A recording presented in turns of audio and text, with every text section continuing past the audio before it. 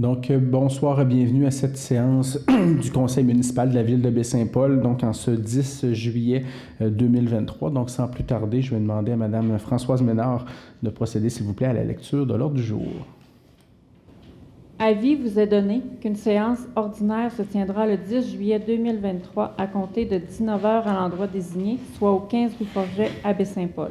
Les sujets traités seront alors les suivants: ouverture de la séance, adoption de l'ordre du jour, lecture ou dépôt des minutes, règlement, consultation publique portant sur la demande de dérogation mineure D 2023-12 pour le lot 6 448 278 situé sur la rue des Pruniers, suivi de son adoption. En 3, consultation publique portant sur la demande de dérogation mineure D 2023-13 pour le lot 6 448 279, également situé sur la rue des Pruniers, suivi de son adoption.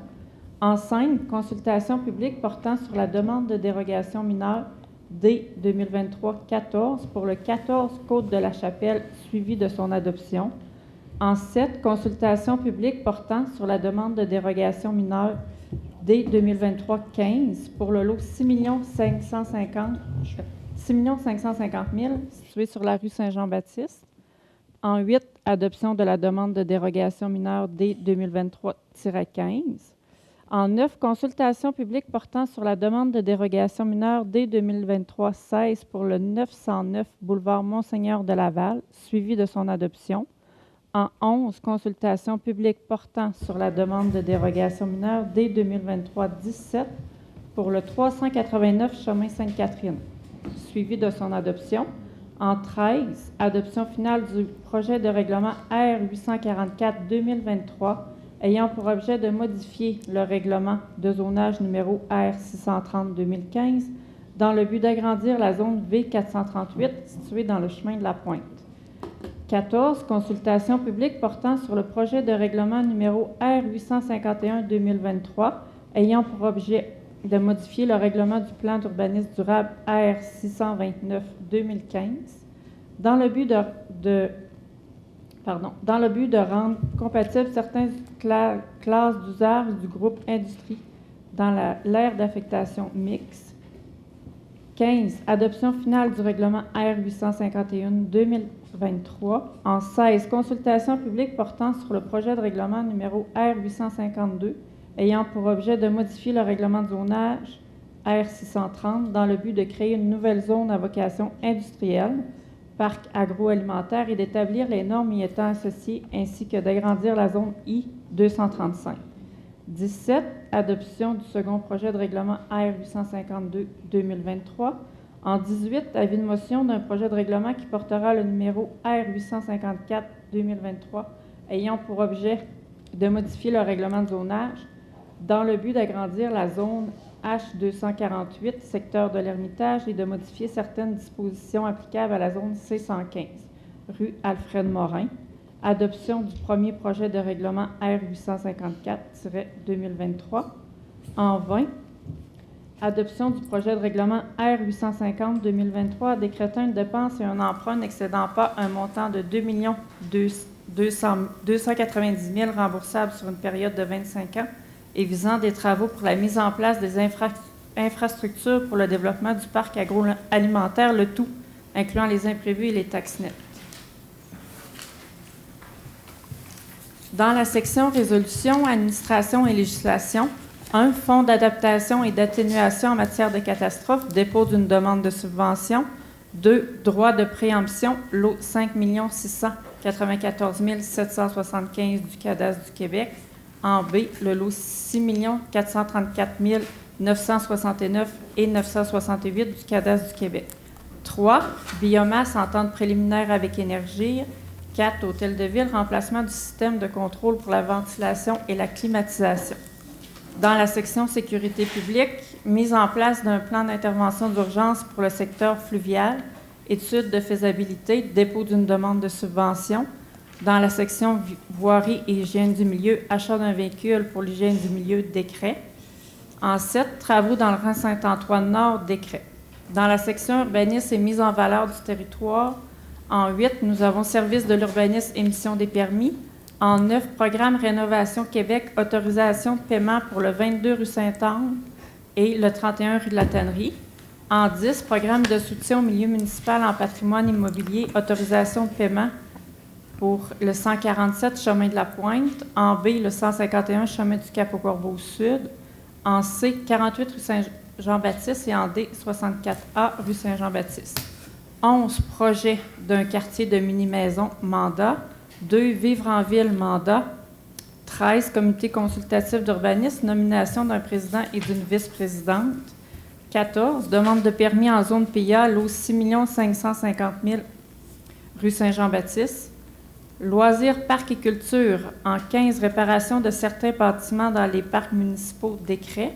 En 16, bibliothèque, remplacement du système de climatisation. Dans la section Affaires nouvelles, location de l'aréna, vente d'entrepôt, entérinement du tarif de location, correspondance, lecture des comptes de 25 000 et plus pour le mois de juin, période d'intervention des membres du conseil, questions du public, levée ou ajournement de la séance. Merci, Mme Ménard. Donc, je vais prendre une proposition pour l'adoption de l'ordre du jour. Donc, c'est proposé par M. Boily. Et est-ce que j'ai c'est M. Besson qui seconde le tout? Dans la section D, règlement, consultation publique portant sur la demande de dérogation mineure D 2023-12, c'est pour le lot 6 448 278 pour la rue des Pruniers.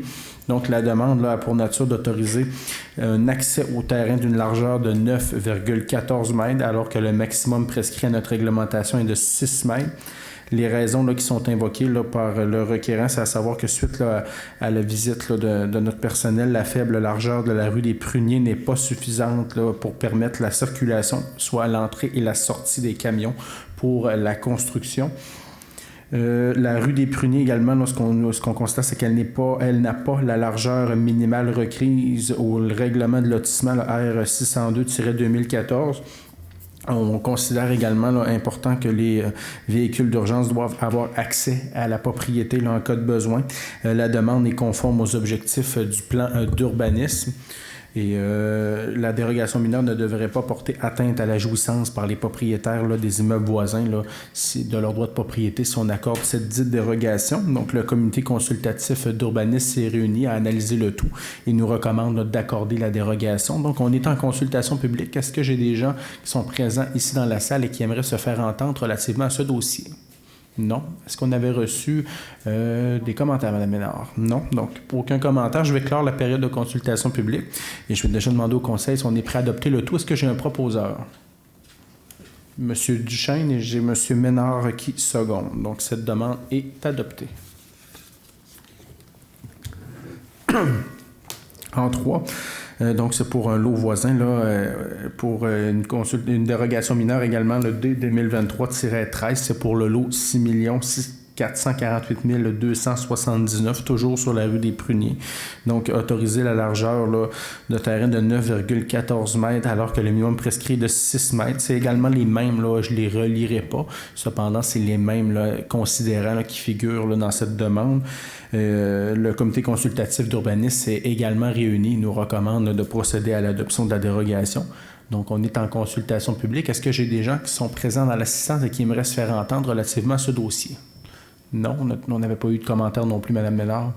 Donc, je vais clore la période de consultation publique et je vais demander au conseil si on est prêt à adopter le tout. Donc, j'ai M. Boily qui propose et j'ai Mme Bouchard qui seconde. Donc, la demande est accordée.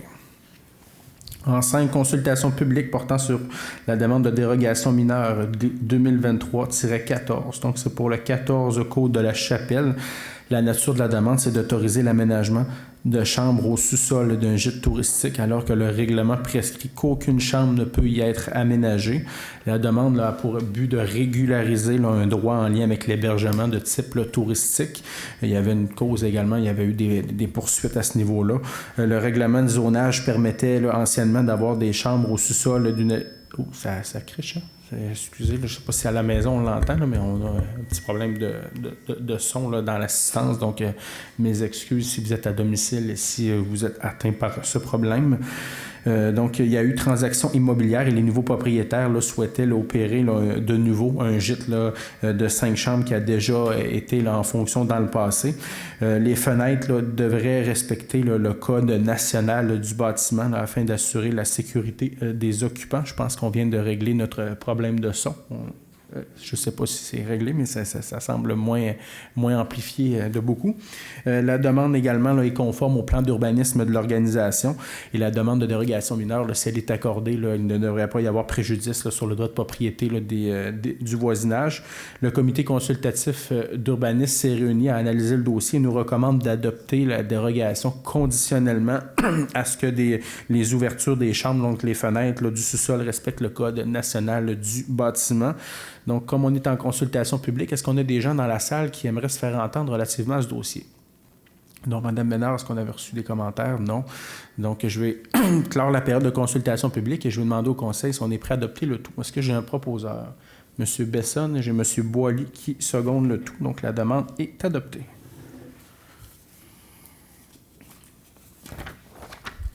En 7, consultation publique portant sur la demande de dérogation mineure D 2023-15. C'est pour le lot 6 550 000. C'est pour la rue Saint-Jean-Baptiste. Donc, c'est pour autoriser une marge de recul arrière de 6,2 mètres alors que le minimum prescrit est de 7,5 mètres.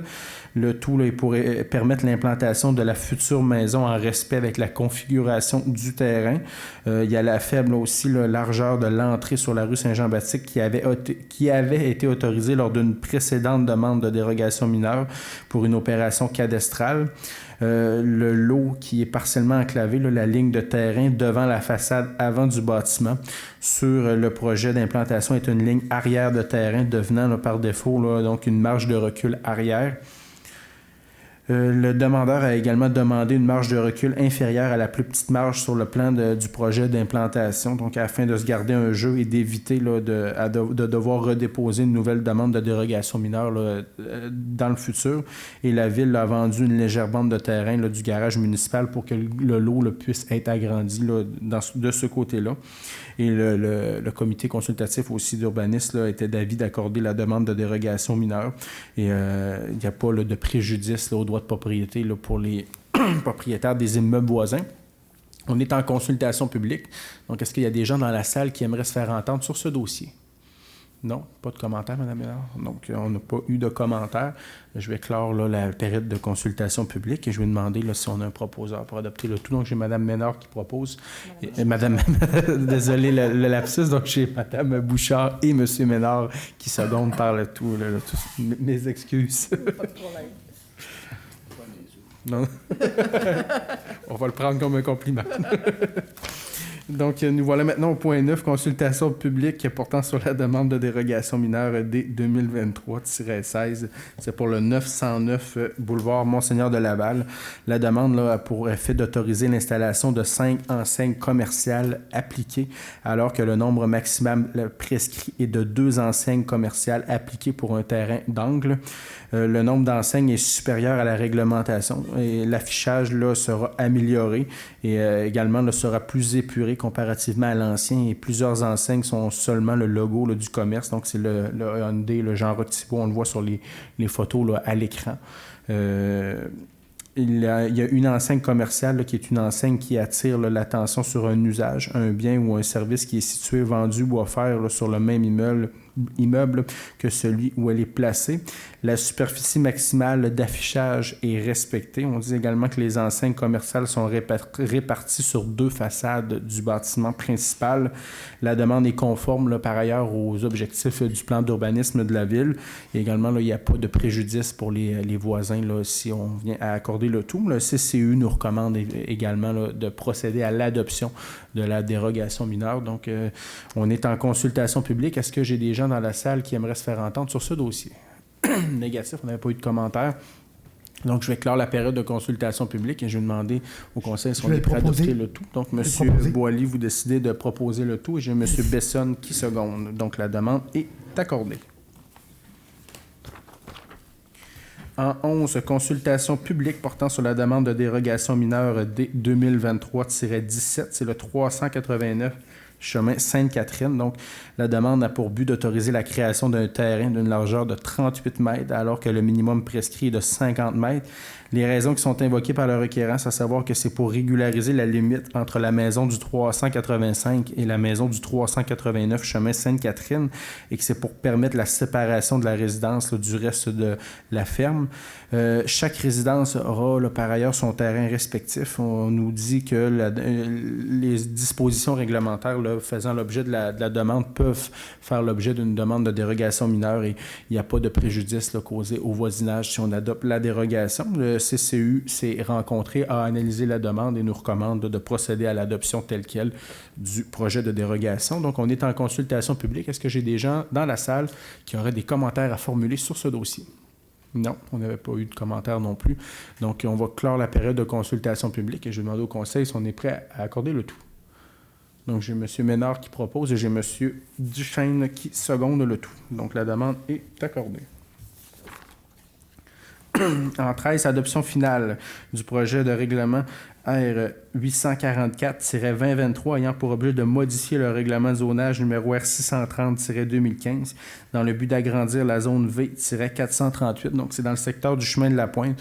On se souviendra, on en a déjà parlé là, dans des séances précédentes. Là. C'est une demande d'amendement qui a été soumise là, par le propriétaire là, du lot 4 392 661 pour qu'une partie de cette propriété là, soit là, intégrée dans un agrandissement de la zone V438 afin là, qu'il puisse réaliser le projet de construire une résidence. C'est dans l'aire d'affectation là, villégiature là, du plan d'urbanisme. Si on procède à l'agrandissement de cette zone, là, le tout là, sera en toute conformité. On avait procédé au dépôt d'un avis de motion là, à la séance du 8 mai dernier. Il y a eu consultation publique là, en juin. On n'a pas eu de commentaires. Donc, ce soir, on irait là, pour l'adoption finale. Donc, est-ce que j'ai quelqu'un qui propose l'adoption du règlement? Donc, j'ai M. Duchesne qui propose et j'ai M. Boily qui seconde le tout.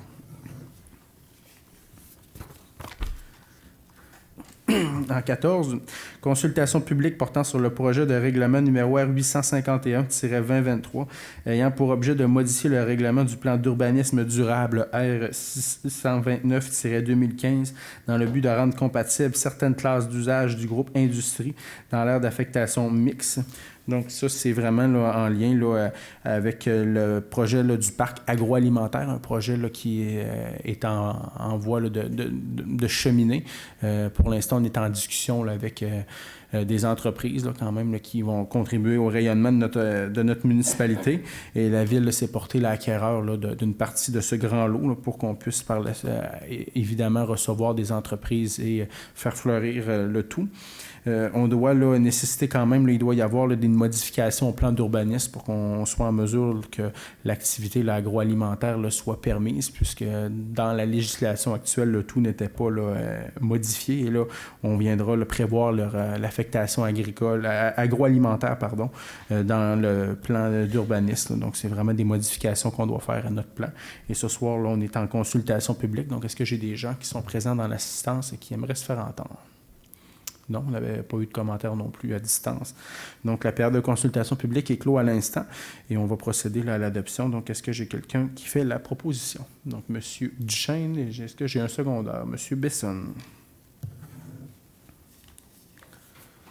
En 16, consultation publique portant sur le projet de règlement R 852-2023 ayant pour objet de modifier le règlement de zonage R 630-2015 dans le but de créer une nouvelle zone à vocation industrielle, donc c'est toujours au parc agroalimentaire, et d'établir les normes y étant associées ainsi que d'agrandir la zone I-235. Donc, c'est toujours au parc agroalimentaire. Et là, ce qu'on vient faire, la précédente, c'était vraiment pour le plan d'urbanisme, qui est le grand cadre, là, on peut dire ça, là, qui prévoit là, au niveau là, du service d'urbanisme de la ville, qu'est-ce qu'on peut prévoir là, dans les modifications. Et alors qu'on arrive au zonage, ça, c'est les usages là, plus précis. Donc là, ce qu'on viendrait faire, c'est de permettre là, des usages là, un petit peu plus...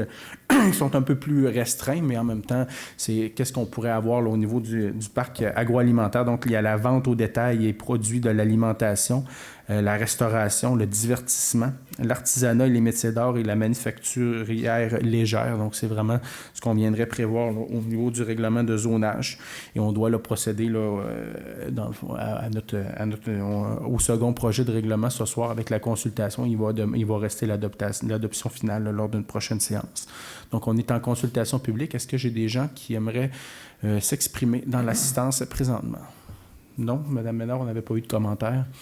Donc, je vais clore la période de consultation publique et je vais prendre un proposeur. Donc, j'ai Mme Bouchard et j'ai M. Ménard là, qui seconde le tout.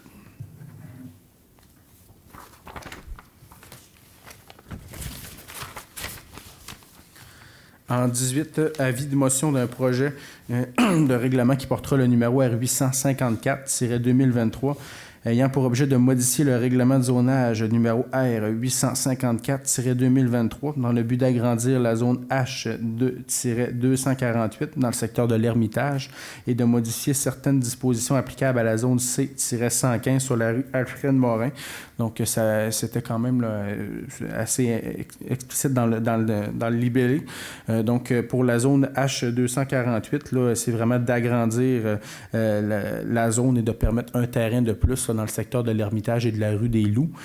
Et on a là, pour la zone C115 sur Alfred-Morin, là, où on viendrait modifier certaines dispositions, là, entre autres là, pour la fenestration là, au niveau des bâtiments et également là, pour le stationnement. Donc, le comité consultatif d'urbanisme, s'est réuni à analyser le tout. Donc, on nous recommande là, positivement pour agrandir la zone H248 là, et de permettre un terrain supplémentaire pour la construction dans la zone des Loups et de l'Ermitage.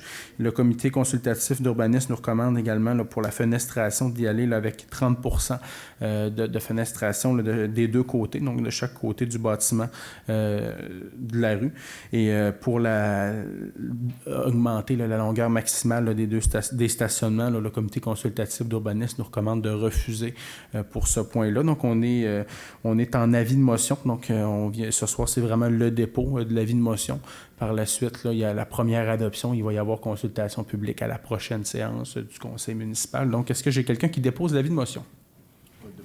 M. Ménard dépose l'avis de motion. Donc, comme on a la première adoption, vous allez proposer aussi la première adoption. Et est-ce que j'ai un secondaire? Donc, j'ai M. Besson qui seconde le tout.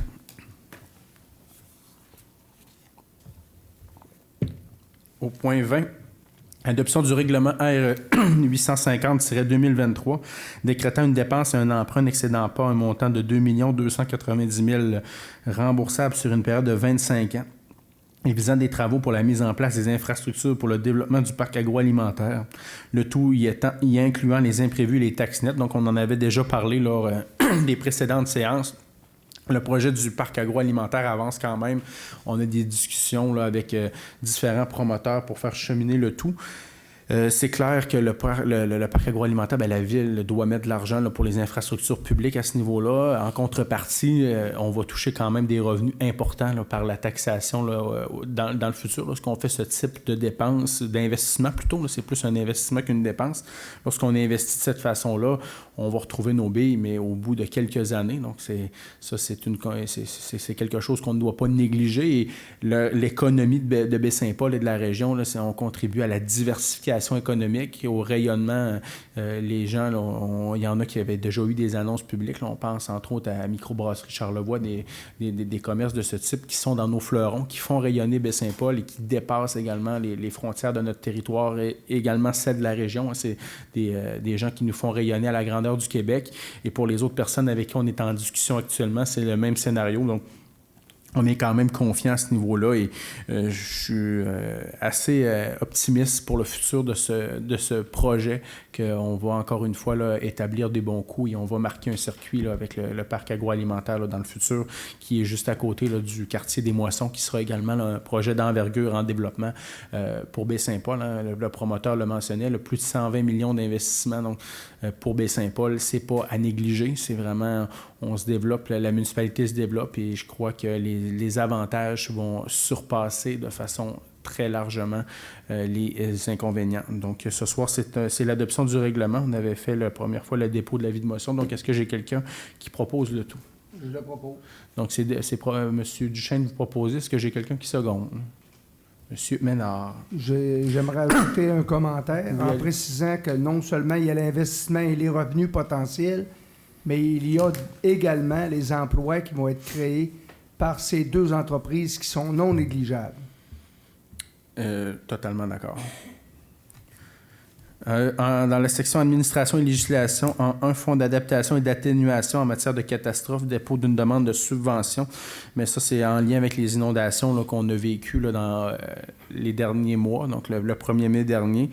C'est clair que la Ville s'est activée rapidement là, pour qu'on puisse avoir de l'aide financière. Hein. C'est évident que la Ville ne peut pas payer à elle seule tous les dommages qu'on a eus. Et lorsqu'on arrive dans l'analyse de pointe là, sur les infrastructures, les différents murets, les opinions aussi qu'on a des experts, hein, c'est pas des gens qui sont au salaire minimum ou de façon pro bono. Hein. On a des spécialistes chevronnés qui nous apportent des expertises névralgiques et ils ont quand même un salaire là, qui est important. Ils le méritent. Hein. C'est quand même des gens qui signent leur nom là, sur les travaux et toute la question des travaux, c'est quand même des montants là, qui sont dans des millions. Donc, le gouvernement du Québec est présent. On a des discussions fréquentes avec différents ministres, membres du gouvernement, la fonction publique par ailleurs. Il y aura des annonces qui s'en viennent également là, dans les prochaines semaines, les prochains jours. Le programme du gouvernement du Québec est 75 %. Donc là, ce qu'on vient faire ce soir, c'est qu'on dépose dans le cadre du programme FAC. Là, ça, c'est un programme au niveau du gouvernement fédéral.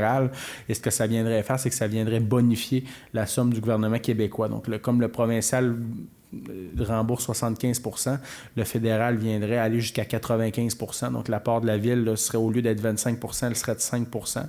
On avait eu des discussions là, avec le gouvernement là, fédéral. Là. On a discuté avec le ministre Duclos.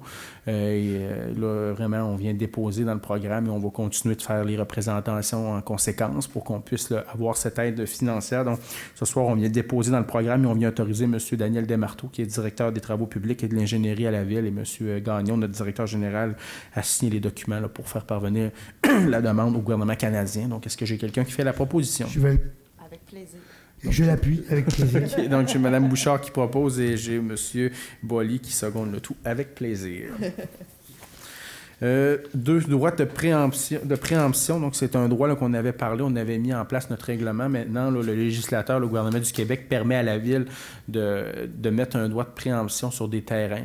Ça signifie que lorsqu'un propriétaire désire vendre son terrain, là, on vient signifier à un propriétaire qu'on applique un droit de préemption sur son terrain.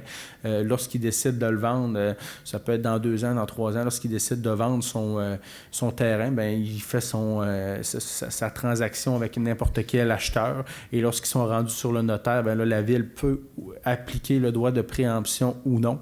Ce qui signifie que si je vends un terrain, exemple, pour 100 000 $ à une autre personne et que la Ville décide d'arriver, la Ville peut dire, votre transaction, vous venez de vous entendre pour 100 000, la Ville, on l'achète pour 100 000. Fait que ça, c'est un pouvoir qui nous est permis là, par le gouvernement du Québec depuis, je pense, il y a à peu près 1 an. Et on vient là, l'appliquer ce soir là, sur 2 lots à Baie-Saint-Paul, qu'on va appliquer un droit de préemption qui va être là, inscrit là, au registre foncier. Les gens reçoivent un avis par huissier là, pour les aviser. Et évidemment, là, les gens ont été avisés là, au préalable par l'organisation. Il y aura une rencontre d'information là, qui se tiendra par le service du greffe là, mercredi, où ils vont pouvoir comprendre l'ensemble là, des contraintes qui peuvent être appliquées.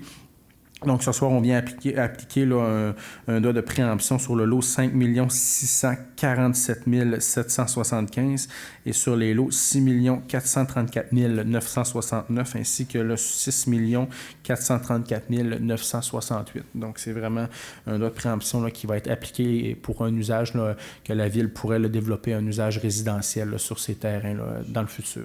Donc, est-ce que j'ai quelqu'un qui fait la proposition? M. Ménard et j'ai M. Duchesne qui seconde le tout. Monsieur le maire, oui. Permettez 30 secondes par rapport au lot que vous avez donné. Je pense qu'il y a des erreurs dans les chiffres. Ça se peut-tu? Non, ça a été corrigé. C'est corrigé, OK. Ce que j'ai donné, c'est vraiment les bons numéros de lot. Vous me rassurez, merci. Ça fait plaisir. Je vous rassure dans le plaisir, moi, de mon côté. En 3, donc biomasse entrante préliminaire avec Énergir, donc la centrale à la biomasse qui est opérée par la ville de Baie-Saint-Paul qui présentement là, chauffe, là, assure le chauffage de maison-mère. Le projet pilote qu'on avait se déroule très bien et on a des discussions avec Énergir, l'anciennement Gaz Métro, et qui ont les yeux quand même sur Baie-Saint-Paul. Donc, on développerait dans le futur un réseau de distribution donc, qui pourrait chauffer l'hôpital de Baie-Saint-Paul, le centre éducatif Saint-Aubin, donc l'école secondaire. Il y a également de l'intérêt de la part du groupe Germain, donc plusieurs organisations qui pourraient être raccordées à la biomasse. Énergir s'occuperait là, des prochaines chaudières pour le futur et reverserait à la ville là, des redevances là, sur la vente là, aux autres établissements. Donc, on pourrait toucher là, à la ville autour de 60 à 65 000 $ par année en redevances, là, le tout. Donc, c'est quand même intéressant et en location, puisque la ville louerait certains équipements là, à Énergir pour assurer le chauffage de ces différentes organisations. Donc, ce soir, on vient autoriser, là, c'est une entente préliminaire, là, c'est pas l'entente finale, là, les négociations se poursuivent, mais on vient autoriser, dans le fond, moi comme maire et à M. Gagnon comme directeur général, là, à signer l'entente préliminaire là, avec la direction là, d'Énergie. Donc, est-ce que j'ai quelqu'un qui en fait la proposition? J'ai M. Ménard et j'ai Mme Bouchard qui secondent le tout. En 4, hôtel de ville, remplacement du système de contrôle pour la ventilation et la climatisation. On a un système là, qui fait quand même là, qui brise souvent, le système de la ville. Là, à chaque année, là, on a des bris, c'est compliqué là, également. Donc, là, ce qu'on viendrait faire, c'est d'y aller là, avec un maintien là, du contrôle au niveau de l'hôtel de ville, là, avec le fournisseur Twain pour la mise à jour de notre système de contrôle. Et en effectuant ces changements, donc on pourra avoir des économies d'électricité d'environ 2 000 $ par année. Et là, ce qu'on viendrait faire, c'est d'accorder là, un contrat là, de 56 000 $ là, montant net là, pour s'occuper là, de moderniser le tout. Donc, il y a un contrat là, de 43 800 $ là, plus taxes applicables au fournisseur Train.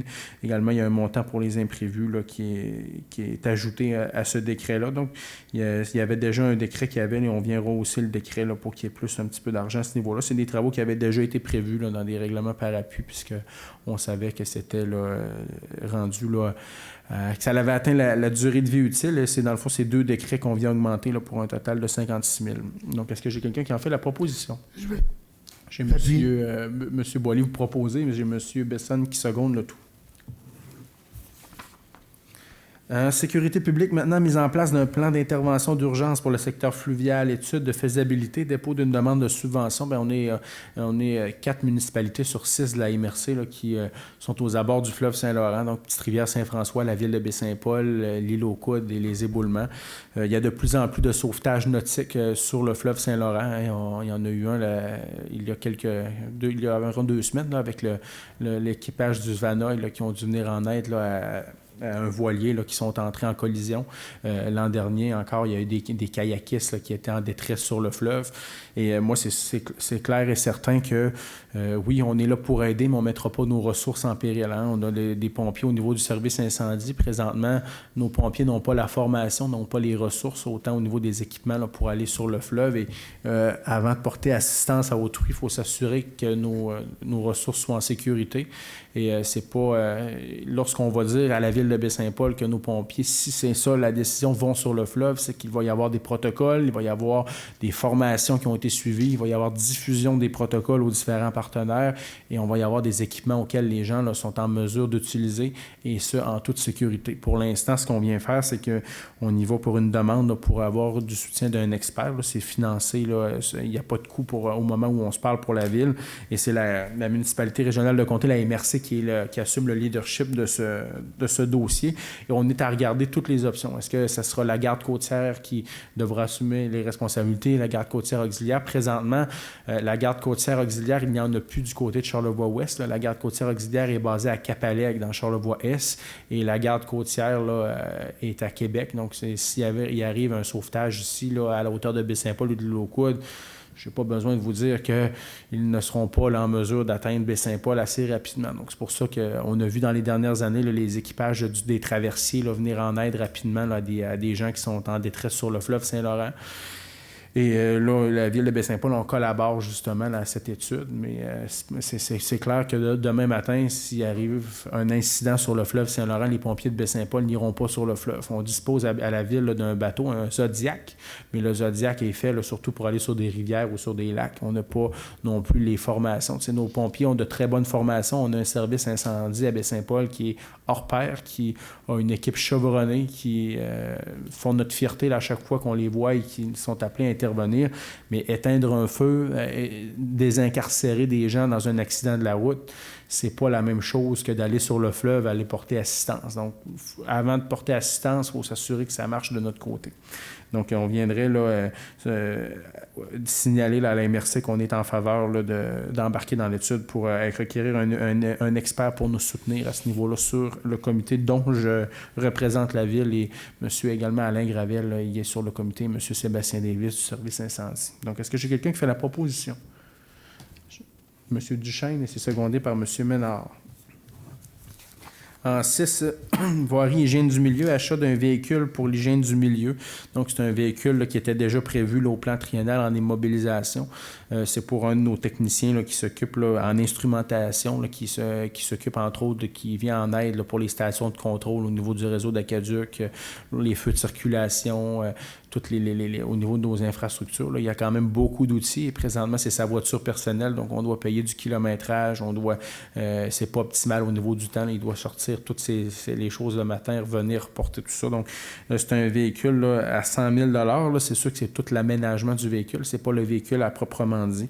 Donc, on irait là, pour un montant de 100 000 alors que le véhicule en tant que tel, là, c'est ça, il y avait un 60 000 qui avait été réservé. Là, le 40 000 c'est plus pour l'aménagement du véhicule. Donc, c'est via un règlement par appui. Donc, est-ce que j'ai quelqu'un qui en fait la proposition? Madame Bouchard, est-ce que c'est secondé? Secondé. Monsieur Ménard seconde le tout.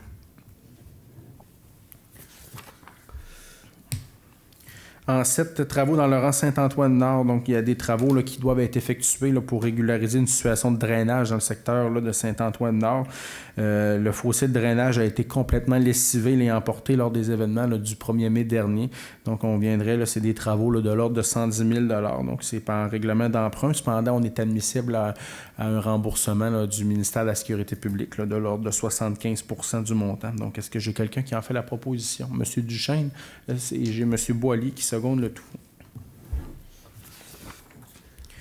En 8, service de l'urbanisme, émission des permis. Donc, c'est pour permettre à Mme Lisa Dufour, là, qui est agente administrative au service d'urbanisme, là, de pouvoir émettre certains permis. Donc, il y a des permis là, qui pourraient être émis directement là, par Mme Dufour, qui est au comptoir. Mme Dufour a quand même beaucoup d'expérience. Elle est à l'emploi de l'organisation depuis plusieurs années. C'est quelqu'un là, qui connaît très bien le service d'urbanisme. Et en même temps, comme organisation, là, elle a toute notre confiance pour procéder là, à l'émission de certains permis. Et le Conseil là, doit l'autoriser là, à émettre là, des permis en fonction de nos règlements. Donc, est-ce que j'ai quelqu'un qui propose le tout? Donc, j'ai Mme Bouchard qui propose et j'ai M. Boilly qui seconde le tout. Au point 9, programme Rénovation Québec, autorisation de paiement. Donc, M. Besson, vous retirez là, du point, donc ça va être noté au procès-verbal. Donc, en A, pour le 22 Sainte-Anne, donc c'est pour retirer 14. Il y a eu, dans le fond, le retrait de 14 fenêtres, et on voit là, à l'écran, et une ancienne porte. Il y a eu installation de 12 nouvelles fenêtres à Crémone et de 2 fenêtres coulissantes, ainsi que l'installation là, d'une porte extérieure. Donc, la galerie également a été refaite et la main courante en bois en façade. Donc, c'est quand même un bon résultat. Là, on voit là, sur les photos, là, le avant versus après les travaux de rénovation. Donc, le tout, là, les montants des travaux étaient de 49 271,22 et le montant qui est éligible là, à la subvention est de 14 500 $. Donc, le tout là, a été, les factures, tout ça, tout a été refait à la Ville. Il y a eu analyse de dossier par notre service d'urbanisme. Et là, ce qu'on a comme recommandation, là, c'est qu'on peut là, vraiment décaisser là, 14 500 $. Donc, ces prix, là, c'est tout des... c'est dans nos programmes. Hein, il y a le programme Rénovation Québec, là, puis nous, au niveau de la Ville, là, qu'est-ce qu'on met? Mais tout était déjà là, prévu. Donc, j'ai M. Ménard qui propose le tout et j'ai Mme Bouchard qui seconde le tout. Donc, pour le 22 rue Sainte-Anne. Pour le 31 rue de la Tannerie, donc c'est 16 fenêtres qui ont été retirées et 3 anciennes portes. On a l'installation de 12 nouvelles fenêtres à guillotine, ainsi que 5 nouvelles fenêtres à battant et une fenêtre coulissante. Il y a par ailleurs l'installation de 3 nouvelles portes extérieures qui a été effectuée. Donc un montant des travaux de 36 569,32 et le maximum de la subvention est de 14 500 qui est également recommandé suite à l'analyse du dossier. Est-ce que j'ai quelqu'un qui propose le tout? Donc, j'ai M. Duchesne et c'est secondé par Mme Bouchard. Pour M. Xavier. M. Besson, je pense on pourrait le faire rentrer. Je pense que c'était cette adresse, justement. Donc, ça, c'est correct pour ça. Pour le point 10, programme de soutien au milieu municipal en patrimoine immobilier, donc le PSM-MPI, autorisation de paiement. Donc, pour le premier, c'est le 147 chemin de la Pointe, là, où on a eu comme travaux retirés et installés 6 nouvelles fenêtres en bois et installation de chambranles, réparation du clin de bois extérieur et repeindre l'entièreté du bâtiment. On a également réparation de la cheminée en maçonnerie et pose d'un garde-neige. Donc, le montant de la subvention là, est de 15 500 pour ce dossier. Donc, on a un montant de 15 500 là, qui peut être octroyé suite à l'analyse qui est positive. Donc, est-ce que j'ai quelqu'un qui en fait la proposition? M. Duchesne et c'est secondé par M. Boily. En B, le 151 chemin du Cap-au-Corbeau Sud.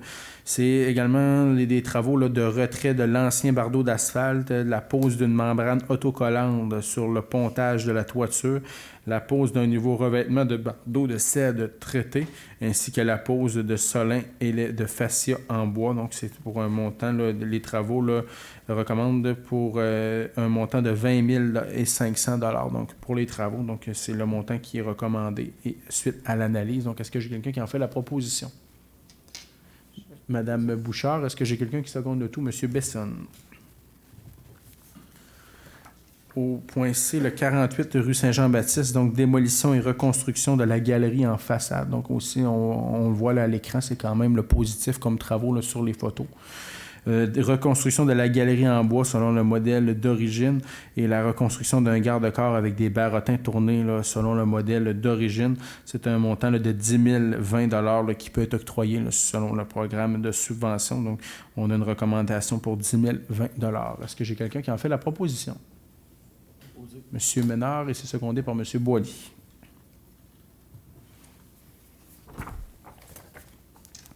En D, le 64A, rue Saint-Jean-Baptiste. Donc, c'est pour retirer et installer 2 nouvelles vitrines en bois selon le modèle original et retirer et installer 2 nouvelles portes en bois selon le modèle original. C'était un maximum là, de 20 500 $. Et on y va là, pour un paiement de 20 500 $. Est-ce que j'ai quelqu'un qui en fait la proposition?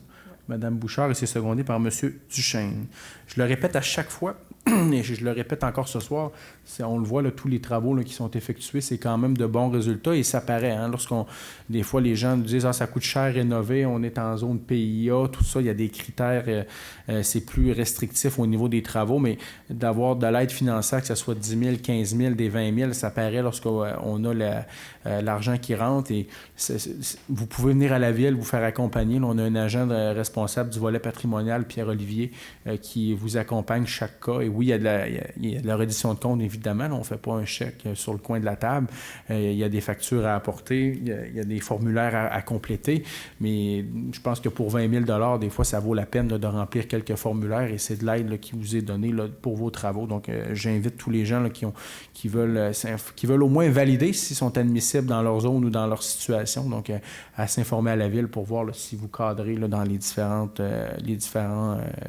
barèmes là, du programme de subvention.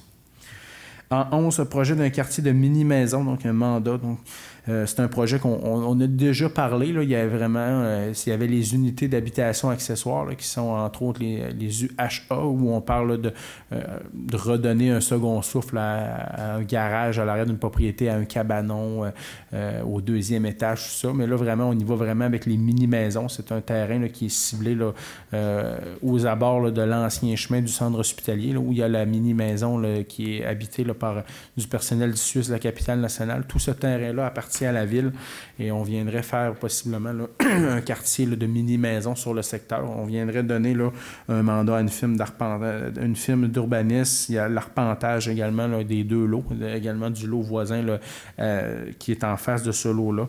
Donc, c'est un montant de 36 746 $ là, qui serait prévu, qui serait pris à même le surplus libre de la ville pour qu'on puisse là, effectuer tout la planification. On veut quand même aller de l'avant rapidement. La question de se loger à Baie-Saint-Paul, hein, c'est un enjeu. On veut arriver avec des mesures concrètes et il y a plusieurs personnes qui m'abordent là, depuis quelques semaines, quelques mois pour me dire des mini-maisons. On aimerait ça, là, pouvoir vendre notre propriété et aller dans une mini-maison. Et on pense que c'est un bon pas dans la bonne direction. Vaincre la problématique du logement, il y a plusieurs solutions. Il n'y en a pas seulement qu'une. Oui, de construire des logements, c'est un pas dans la bonne direction, d'avoir des mini-maisons, de permettre les UHA, d'aider les promoteurs. Il y a plusieurs solutions, mais il n'y en a pas qu'une exclusivement. Et celle-ci, ce soir, est quand même assez positive. Donc, on va aller de l'avant assez rapidement pour qu'on voit des résultats. Les résultats, on ne les veut pas dans 2 ans, on les voit dans quelques mois. Donc, on donnerait déjà le mandat là, dans les prochains jours. Donc, M. Ménard, je crois que vous proposez le tout et Mme Bouchard, seconde. En 12, Vivre en ville, mandat. Vivre en ville, là, c'est une organisation là, qui a quand même une bonne réputation là, sur la scène nationale, qui viendrait là, nous aider à adapter et repenser nos besoins là, sur nos façons d'habiter et d'aménager là, des propriétés là, dans des zones inondables.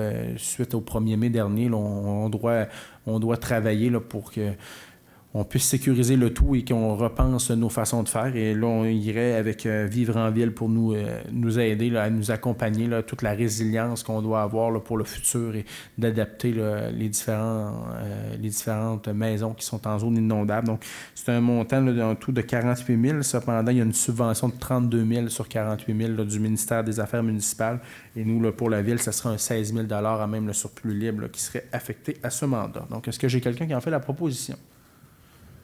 Chez M. Ménard, est-ce que j'ai quelqu'un qui seconde le tout? M. Boily seconde le tout. En 13, le comité consultatif d'urbanisme, nomination là, d'un président et d'une vice-présidente. Le comité consultatif d'urbanisme font des propositions au conseil, là, nomme un président, vice-président, mais par la suite, c'est le conseil municipal là, qui a le loisir là, de dire oui ou non, et on peut leur demander de nous proposer des noms jusqu'à temps qu'on dise oui. Et là, ce soir, on irait là, pour... C'était Mme Myriam Fortin là, qui était présidente là, du comité consultatif d'urbanisme, mais en raison là, de ses nouvelles fonctions là, comme directrice générale là, de la formation politique Québec solidaire, là, ça l'amène là, à être moins présente à Baie-Saint-Paul, bien qu'elle demeure encore résidente de Baie-Saint-Paul. Donc, elle demeurera comme membre du comité d'urbanisme, tant aussi longtemps que c'est aussi qu'elle le voudra ou qu'elle soit résidente à Baie-Saint-Paul. Mais comme présidente, elle nous a exprimé son désir de quitter là, la présidence du comité consultatif d'urbanisme. Je la remercie d'ailleurs, je la salue là, pour le travail qui a été effectué au courant de la dernière année. Et ce soir, là, on irait là, pour entériner la suggestion là, de M. Martin Laliberté comme président du comité consultatif d'urbanisme et Mme Brigitte Cécile comme vice-présidente du comité consultatif d'urbanisme. Hein, c'est un comité qui a une grande importance. Hein. À chaque rencontre du conseil municipal, vous entendez là, proposé par le CCU, conditionnellement refusé. Le comité consultatif d'urbanisme dans la loi là, joue d'un rôle là, prépondérant et son rôle vraiment est d'analyser toutes les demandes et de faire des recommandations au conseil. Par la suite, le conseil municipal là, entérine ou des fois peut modifier une décision du CCU, mais vraiment, eux, se rencontrent chaque mois et ont le mandat là, d'analyser là, chaque décision, là, chaque plutôt dossier du service d'urbanisme qui sont présentés et nous faire des recommandations. Donc, est-ce que j'ai quelqu'un qui en fait la proposition? Donc, M. Duchesne, vous proposez, et j'ai M. Besson qui seconde le tout. 14, demande de permis en zone PIA. C'est le lot 6 550 000, donc sur la rue Saint-Jean-Baptiste. C'est pour la construction d'une habitation unifamiliale. L'habitation aura des dimensions de 10,36 mètres par 11,58 mètres. L'habitation aura une hauteur de 8,42 mètres. Il y a un garage qui sera annexé à la résidence de dimension de 6,71 mètres par 7,62 mètres. Le revêtement sera en mébec couleur grèche des champs. La toiture sera en bardeau d'asphalte Ikeo Cambridge, couleur gris charbon. Ça, c'est toujours... j'en apprends toujours quand je dis ce type de couleur. Que les couleurs également là, seront... Les ouvertures seront blanches, les fenêtres seront en PVC 6 carreaux, les chambrans, les éléments décoratifs seront de couleur blanche et la galerie là, sera en bois de couleur blanche. Le comité consultatif d'urbanisme nous recommande là, d'ailleurs d'accorder la demande de dérogation, de permis PIA plutôt que... Est-ce que j'ai quelqu'un qui a fait la proposition? J'ai Mme Bouchard qui propose et j'ai M. Boily qui seconde le tout. En 15, réparation de certains bâtiments dans les parcs municipaux, un décret, donc c'est suite aux inondations du 1er mai dernier. Là, on avait eu plusieurs bris dans nos parcs, entre autres le parc du Gouffre, le parc de la Virevole. Il y avait également le dojo, là, où Mme Amiotte donne les cours de judo, qui ont été fortement abîmés là, par les pluies. On avait signalé le tout là, à nos assureurs, la MMQ, là, qui assure la ville, et on a eu un montant de 102 000 là, qui a été donné là, par nos assureurs. Et c'est une technicalité administrative là, pour que nos gens là, au service des loisirs puissent prendre l'argent des assurances et donner les mandats pour les travaux. Là, on doit avoir une résolution du conseil. Donc ce soir, là, on viendrait autoriser la direction des loisirs là, à faire effectuer les travaux là, sur les différents bâtiments là, pour le montant là, qu'on a eu de la compagnie d'assurance. Donc, est-ce que j'ai quelqu'un qui a fait la proposition? Mme Bouchard et j'ai M. Ménard qui seconde le tout. En 16, bibliothèque René Richard, remplacement du système de climatisation. La bibliothèque, elle prend l'âge également. Et là, notre climatisation là, est vraiment aussi a atteint sa durée de vie utile.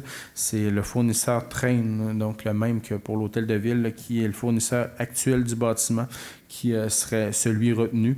Et on donnerait là, l'installation là, par Habitat Réfrigération de Baie-Saint-Paul pour installer le tout. Donc, il y a un système de climatisation et ventilation là, qui serait dans le même système.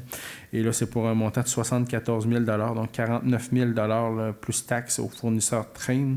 Il y a un montant pour l'installation là, de 6 500 un raccordement électrique de 3 500 il y a des imprévus de 6 200 et des travaux de toiture là, pour 5 000 Donc, c'est des équipements qui servent là, pendant 25 ans. Donc, si on prend le montant et qu'on l'amortit sur 25 ans, là, ça ne fait pas de très gros montants. Et on n'a pas vraiment le choix là, lorsque les équipements atteignent leur vie utile. Et c'était déjà prévu là, au plan triennal en immobilisation qu'on devait remplacer cet équipement-là là, en 2023. Donc, est-ce que j'ai quelqu'un qui en fait la proposition? J'ai M. Ménard et j'ai M. Bessonne qui seconde le tout. Affaires nouvelles, délégation, demandes diverses, location de l'aréna, vente d'entrepôt, entérinement du tarif de location. Donc, on a été approché là, par le détaillant Go Sport pour effectuer là, une vente là, dans l'aréna au courant du mois d'août. Là, c'est prévu pour 2 semaines du mois d'août, les 2 premières semaines d'août, peut-être une 3e. Donc, il y aurait une vente d'entrepôt de plusieurs équipements sportifs, là, entre autres des vêtements là, de plusieurs compagnies de sport. Donc, c'est quand même intéressant pour la population. Là, pourront aller à l'aréna acheter là, à coût plus réduit des articles de sport pendant cette période. Et nous, il n'y a rien là, qui est prévu à l'aréna pendant cette période. Donc, là, c'est juste avant là, la réouverture de l'aréna, lorsqu'on va refaire la glace. Là, l'aréna, on refait la glace le 4 septembre, mais pendant le mois d'août, là, c'était libre du côté de l'aréna. Ça ne nécessite pas de personnel non plus. Et là, on viendrait pour un tarif là, de 1 500 par semaine, là, plus 200 de frais de ménage à la fin. Notre entente là, est entérinée. Là, on a une entente de principe et il manquait que l'autorisation du conseil. Donc, est-ce que j'ai quelqu'un qui en fait la proposition? Mme Bouchard, vous proposez, mais M. Gaston Duchesne seconde le tout. Donc, à la correspondance, c'est un dépôt. Les membres du conseil en ont pris copie, ont pu poser leurs questions également là, à l'administration. Donc, c'est un dépôt. En H, on serait maintenant à la lecture des comptes de 25 000 et plus et l'adoption des comptes du mois de juin 2023. Donc, je vais demander à notre directeur général, à M. Gilles Gagnon, s'il vous plaît, de procéder à la lecture. Merci, M. le maire. Donc, correct. Donc, pour le fonds d'administration, un total de 1 849 044, dont 1 540 655 représentent des dépenses de plus de 25 000.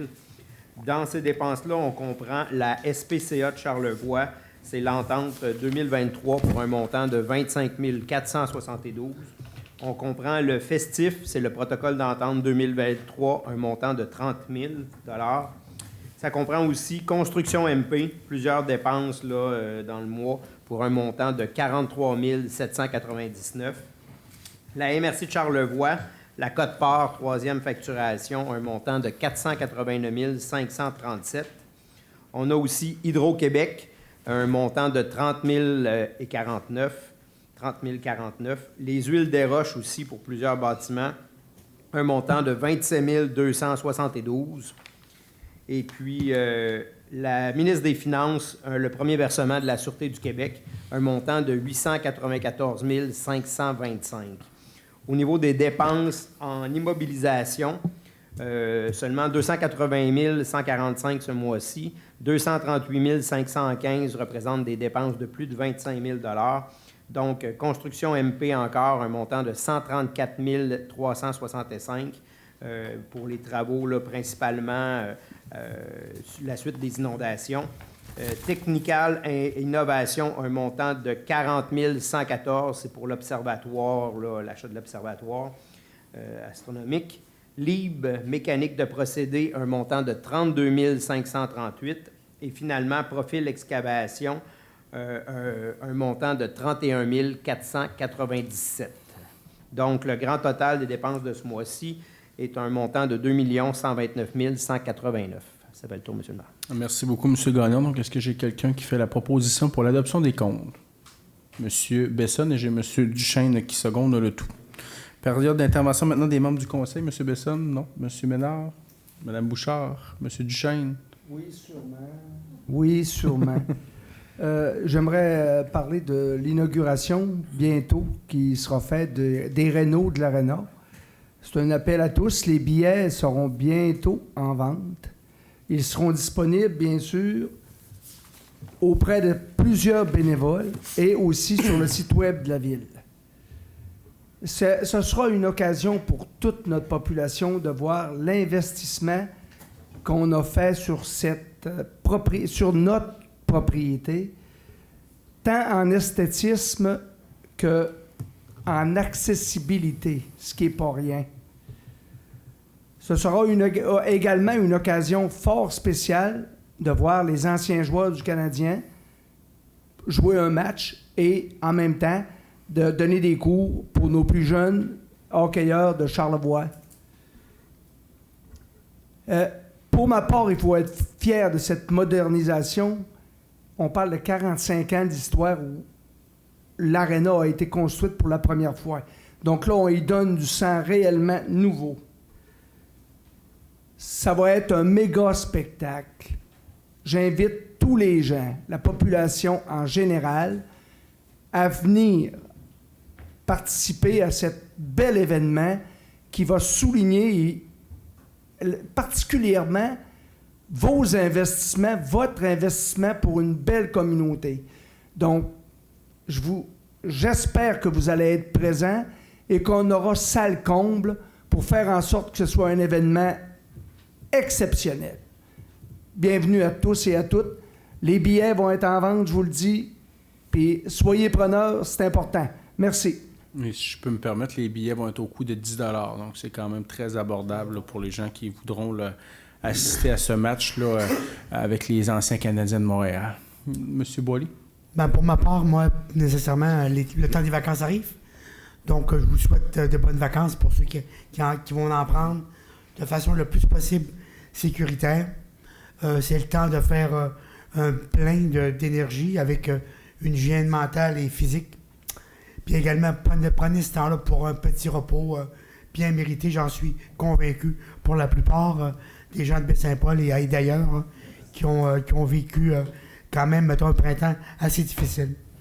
Puis également aussi, puis nécessairement, nous aussi, on va peut-être prendre un petit repos, là, politiquement parlant, mais on est toujours là disponible pour vous, pour les urgences, puis également aussi pour vous aider le plus possible. Puis également, nécessairement, mon dada, si vous avez la chance de prendre la route, visiter les villages relais. J'ai vu en fin de semaine à TVA Saint-Fulgence et Lac-Bouchette, deux beaux villages qui ressemblent un peu en termes d'amabilité et de plaisir d'y visiter des lieux là, assez intéressants. Donc pour moi, bonnes vacances tout le monde et on se revoit bientôt. et au plaisir. Merci. Merci, M. Boily. Donc, M. Duchesne, je pense que vous vouliez ajouter. Oui, mais j'ai oublié, j'avais un petit mot pour souligner. Je sais que c'est mon rituel habituel, mais il reste encore quelques bancs à vendre à l'Aréna comme publicité. J'invite les gens pour 100 $ à identifier leur nom sur un banc pour toute la vie. Pour moi, 100 $, c'est peu. On a fixé un coût très raisonnable. Donc, comme il en reste, prenez le temps. Un reçu d'impôt. Oui, avec reçu d'impôt. Et c'est très facile. Site de la ville, j'ai mon banc, on remplit. On prend un moyen de paiement, puis c'est très, très, très facile à faire. Donc, contribuez et marquez votre nom sur cette aréna, c'est important. J'invite particulièrement ceux avec qui j'ai joué au hockey, que j'ai vu, là. Dernièrement, ils m'ont dit « Oui, on va le faire ». Là, c'est pas « Oui, on va le faire ». C'est « Nous allons le faire ». Je vous invite, les amis, à mettre votre nom dans cette enceinte. Merci beaucoup. Merci, M. Duchesne. Donc, juste quelques informations. Bien, je vais faire la période du public avant et je terminerai avec ça. Est-ce qu'il y a des gens à l'assistance qui aimeraient s'exprimer? Non. Est-ce qu'on avait eu des questions, Mme Ménard? Non. Donc, pour terminer, c'est ça. On a eu l'inauguration le 21 juin dernier là, du pavillon Saint-Laurent dans le secteur du quai, quand même, là, qui est fréquenté beaucoup. Hein. Les statistiques sont plutôt impressionnantes là, du nombre de personnes qui passent là chaque jour. Donc, je remercie tous les gens là, à l'intérieur de l'organisation qui ont travaillé là, de près ou de loin, là, surtout M. Mathieu Tremblay là, comme ingénieur au niveau de la structure, Mme Lucane Tremblay qui a travaillé beaucoup là, sur le projet, les demandes de subventions également, là, sur l'organisation de l'activité lors de l'inauguration. Donc, merci beaucoup, Mme Tremblay. Il y a le festif qui aura lieu là, dans les prochains jours, hein, la semaine prochaine, là, dès le mercredi le 19 là, jusqu'au dimanche le 23-24, où il y aura le festif qui va se dérouler à Baie-Saint-Paul. Hein. C'est quand même un gros événement. On le sait, c'est à chaque année. Donc, ceux et celles là, qui sont un petit peu plus irrités là, par l'affluence de gens là, au niveau de masse, on le dit, hein, à chaque année, si vous voulez aller faire l'épicerie, allez-y avant que ça commence, tôt le matin, tout ça, là, pour ne pas être surpris par la quantité là, importante de personnes qui vont venir nous rendre visite. Hein. C'est bon pour l'économie, c'est bon pour plusieurs commerçants, pour les emplois. Il y a plusieurs grands-parents qui sont bien contents de voir leurs petits-enfants parce que leurs enfants descendent là, pour Baie-Saint-Paul pour le festif, ceux qui sont à l'extérieur. Donc, c'est de ne pas se surprendre. Oui, il va y avoir de la congestion routière. On fait notre possible pour avoir des mesures d'atténuation. Je parlais encore avec le directeur là, du poste de police. Dans les derniers jours, le nombre de policiers est bonifié. Les pompiers sont en vie de caserne. Ils restent à la caserne, ne sont pas à la maison pendant ce temps-là. Donc, on travaille vraiment d'arrache-pied avec l'organisation du festif pour mettre des mesures d'atténuation. Mais c'est clair que même si on met des mesures, il va y avoir du monde à Baie-Saint-Paul. Faut pas se surprendre. Donc, ceux et celles là, qui aiment ça un peu avoir là, la tranquillité, bien, ce week-end-là, c'est 3 jours durant l'année. Donc, je pense qu'il faut mettre un petit peu d'eau dans notre vin à ce niveau-là. Et ça se passe bien à chaque année. Je suis convaincu qu'encore une fois, cette année, ça va bien se passer. Même Dame Nature, à part l'an dernier, là, d'habitude, Dame Nature collabore bien. Là, c'est encore loin, mais les prévisions météo sont encourageantes pour l'instant. Donc, je suis convaincu qu'on va passer là, une belle édition du festif et je nous demande encore pour ces journées-là d'être accueillants puis de garder la bonne réputation qu'on a là, des gens de Charlevoix, des gens de Baie-Saint-Paul pour qu'on puisse là, vivre ce bel événement pour Baie-Saint-Paul. Puis, en même temps, toutes les retombées qu'on a du festif, c'est pas juste pendant l'événement. Le festif contribue à faire parler de Baie-Saint-Paul pendant toute l'année, puis il y a des gens qui entendent parler de Baie-Saint-Paul à cause du festif, puis qui viennent nous voir dans l'année, pas nécessairement pendant le week-end du festif, mais qui reviennent dans l'année. Moi, j'ai vu des gens dans des congrès qui m'ont dit « Monsieur Pilote, on va venir à Baie-Saint-Paul, on a entendu parler, c'est là qu'il y a le festif. On viendra pas pendant la fin de semaine du festif, on trouve qu'il y a beaucoup de monde, mais on va venir visiter Baie-Saint-Paul dans l'année. » Fait que la publicité que nous apporte le festif, elle est indéniable, à mon avis. Un autre événement qui contribue là, aussi à faire la bonne réputation de Baie-Saint-Paul là, au niveau... les deux, c'est de la culture. Hein. Il y en a une, c'est la culture au niveau de la musique et l'autre, c'est la culture de l'art visuel. Le Symposium international d'art contemporain qui se déroule tout le mois d'août là, au pavillon Jacques-Saint-Gelais-Tremblay. C'est un autre événement là, à ceux qui veulent aller faire leur tour. Hein. C'est toujours à chaque année un succès et ça contribue à notre réputation. Donc, je vous invite là, à pouvoir vous déplacer là, au pavillon Jacques-Saint-Gelais-Tremblay là, durant le mois d'août prochain.